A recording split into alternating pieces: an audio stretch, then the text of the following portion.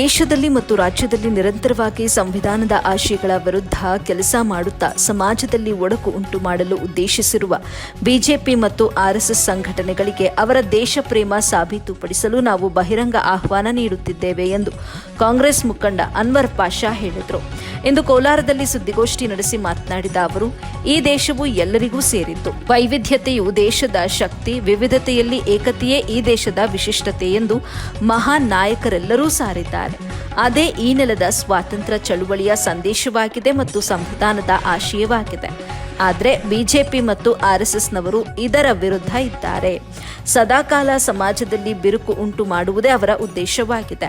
Muslim ಸಮುದಾಯದ ದೇಶ ಪ್ರೇಮವನ್ನು ಅವಮಾನಿಸುವುದು ಅವರ ನಿರಂತರ ಪ್ರವೃತ್ತಿಯಾಗಿದೆ. ಭಾರತದ ಸ್ವಾತಂತ್ರ್ಯ ಚಳುವಳಿಯಲ್ಲಿ ಭಾಗವಹಿಸದೆ ಅದಕ್ಕೆ ವಿರುದ್ಧವಾಗಿ ಕೆಲಸ ಮಾಡಿರುವುದರಿಂದಲೇ ಅವರಲ್ಲಿ ರಾಷ್ಟ್ರವಾದದ ಆಶಯ ಮೈಗೂಡಿಲ್ಲ. ಈ ಹಿನ್ನೆಲೆಯಲ್ಲಿ ಕರ್ನಾಟಕ ದೇಶ ಪ್ರೇಮಿ ಜನತೆ ಅವರಿಗೆ ಒಂದು ಬಹಿರಂಗ ಸವಾಲನ್ನ ಹಾಕುತ್ತಿದ್ದೇವೆ ಅಂತ ಹೇಳಿದ್ರು. ಈ ವೇಳೆ ಅಂಬರೀಶ್, ಚಂದ್ರಮೌಳಿ, ಕೃಷ್ಣಪ್ಪ, ಕಾದ್ರಿಪುರ ಬಾಬು, ಅಬ್ದುಲ್ ಖಯೂಮ್, ಅಫ್ಸರ್ ಹನೀಫ್, ಸಲಾವುದ್ದೀನ್ ಬಾಬು, ಮುನಿವೆಂಕಟಪ್ಪ, ಅಫ್ರೋಜ್ ಪಾಷಾ, ಗಂಗಣ್ಣ, ಆಫ್ರೀದ್, ಭರತ್ ರಾಯ್ ಮುಂತಾದ ಮುಖಂಡರು ಉಪಸ್ಥಿತರಿದ್ದರು. ಮೂಲ ಆಯ್ತು, ಬಿಜೆಪಿ ಮತ್ತು ಜನಸಂಘ ಆಯ್ತು, ಜನಸಂಘ ಮತ್ತು ಹಿಂದೂ ಮಹಾಸಭಾ ಆಯ್ತು, ಅಥವಾ ಬಿಜೆಪಿ ಆರ್ಎಸ್ಎಸ್ ನವರ ಕೊಡುಗೆ ಏನು ಈ ದೇಶಕ್ಕೆ, ಸ್ವಾತಂತ್ರ್ಯ ಸಂಗ್ರಾಮದಲ್ಲಿ ನಿಮ್ಮ ಪಾಲು ಏನು ಅನ್ನೋದ್ರ ಬಗ್ಗೆ ನೀವು ಮಾಡಿದ್ದಕ್ಕೆ ಈ ಫೆಬ್ರವರಿ 17ರಂದು ನಾವೊಂದು ಆಹ್ವಾನವನ್ನ ಕೊಡ್ತಾ ಇದ್ದೀವಿ. ಯಾರಿಗೆ? ಬಿಜೆಪಿ ಕಾರ್ಯಕರ್ತರಿಗೆ, ಆರ್ಎಸ್ಎಸ್ ಕಾರ್ಯಕರ್ತರಿಗೆ ಎಲ್ರಿಗೂ ನಾವು ಬಹಿರಂಗವಾದ ಆಹ್ವಾನವನ್ನು ಕೊಡ್ತಾ ಇದ್ದೀವಿ. ಏನು ಅಂತ ಹೇಳಿದ್ರೆ,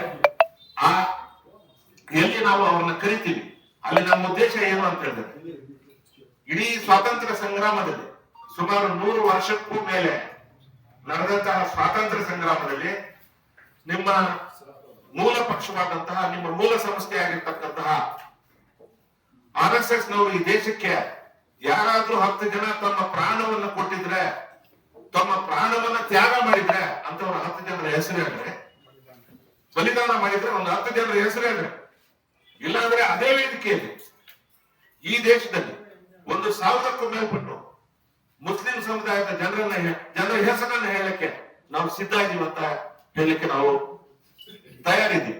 ಇದೇ ನಿಮ್ಗೆ ನಾವು ಮಾಡ್ತಾ ಇರ್ತಕ್ಕಂಥ ಆಹ್ವಾನ. ಅದರ ಬಗ್ಗೆ ಸಿಟಿರವರು ಹೇಳ್ತಾರೆ, ನಾನು ಅವ್ರ ದೇಶಭಕ್ತಿ ನೋಡಿ, ಯಾವ್ದು RSS ನೋಡ್ದು ಬಿಜೆಪಿ ಅವ್ರ ದೇಶಭಕ್ತಿ ನೋಡಿ ನಾನು ಬಿಜೆಪಿ ಸೇರಿದೆ ಅಂತ. ಈ ದೇಶದ ಸಂವಿಧಾನಕ್ಕೆ ಗೌರವ ಕೊಡ್ಲಿಲ್ಲ. 52 ವರ್ಷ ಆದ್ರೂ ಕೂಡ RSS ಕೇಂದ್ರ ಕಚೇರಿ ಇದೆಯಲ್ಲ ನಾಗಪುರ, ಅದರಲ್ಲಿ ನೀವು ಈ ದೇಶದ ರಾಷ್ಟ್ರ ಧ್ವಜವನ್ನು ಹಾರಿಸಲಿಲ್ಲ. ಮೊನ್ನೆ ಅಂಬೇಡ್ಕರ್ ಅವರ ಬಗ್ಗೆ ವ್ಯಂಗ್ಯವಾಗಿ ಮಾತಾಡಿದ್ರು ಕೂಡ, ಯಾರು ಈ ದೇಶದ ಗೃಹ ಮಂತ್ರಿಗಳಾದಂತ ಅಮಿತ್ ಶಾ ಅವರು ವ್ಯಂಗ್ಯವಾಗಿ ಮಾತಾಡಿದ್ರು ಕೂಡ ಅದ್ರ ಬಗ್ಗೆ ಕೂಡ ನೀವು ಏನು ಖಂಡನೆ ಮಾಡಿಲ್ಲ. ಪ್ರಧಾನಮಂತ್ರಿ ಅದ್ರ ಬಗ್ಗೆ ಖಂಡಿಸ್ಲಿಲ್ಲ. ಅದಾದ್ಮೇಲೆ BR ದೇವಾಯಿ ಇವರ ಮೇಲೆ ಏನು ಶೂ ಎಸೆದ್ರು, ಅದ್ರ ಬಗ್ಗೆ ಕೂಡ ಯಾರು ಖಂಡಿಸ್ಲಿಲ್ಲ. ಇನ್ನೆಂತ ದೇಶಭಕ್ತಿ ನಿಮ್ದು?